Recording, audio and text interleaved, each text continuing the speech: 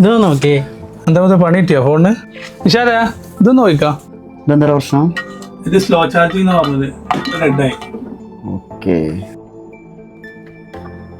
നമ്മുടെ കടയിൽ വരുന്ന ഒട്ടുമിക്ക കസ്റ്റമേഴ്സിന് പ്രോബ്ലം എന്താ പറയുക, ഞങ്ങൾക്ക് വലിയ വലിയ മൊബൈൽ ഫോണൊക്കെ എടുത്തിട്ട് വരും, വില കൂടിയത്. എന്നിട്ട് എന്താ ചാർജ് ചെയ്യുന്ന കാര്യത്തിലേ കയ്യിൽ കിട്ടുന്ന ഏതെങ്കിലും കേബിൾ എടുത്ത് ചാർജ് ചെയ്യാനുള്ള ധാരണ ഉണ്ട്. പക്ഷെ തെറ്റാണ് കേട്ടോ. ഇതുകൊണ്ടുണ്ടാകുന്ന പുലിവാലേ ചില്ലറ എന്നല്ല കേട്ടോ, ഞാൻ നിങ്ങൾക്ക് പറഞ്ഞുതരാം. നമുക്കൊരു പ്രശ്നം വന്നാലേ ആരോടെങ്കിലും ഒക്കെ പറയാം, പക്ഷെ ഡിവൈസിനെ പറ്റില്ല.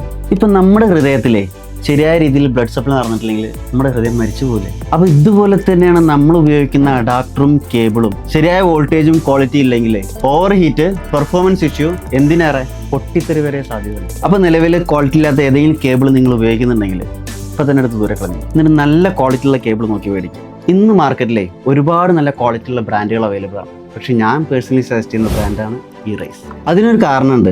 GCCയിലെ ചൂട് മനസ്സിലാക്കി റിസർച്ച് നടത്തി ഹീറ്റ് റെസിസ്റ്റന്റിന് വേണ്ടിയിട്ട് ടിൻഡ് കോപ്പർ പോലുള്ള നല്ല മെറ്റീരിയൽ ഉപയോഗിച്ചുള്ള കേബിളാണ് കേട്ടോ E-Rise അഫോർഡബിൾ പ്രൈസിന് കസ്റ്റമേഴ്സിന് അവൈലബിൾ ആക്കുന്നത്. ഞാൻ കണ്ട മറ്റൊരു പ്രത്യേകത എന്താണെന്ന് അറിയാം, അവരുടെ ഏത് പ്രൊഡക്റ്റിൻ്റെയും ബോക്സിൻ്റെ മേലെ എന്താണോ എഴുതിയിട്ടുള്ളത് അത് ആ പ്രൊഡക്റ്റിൽ അവർ ഉറപ്പുവരുത്തുന്നുള്ളതാണ്.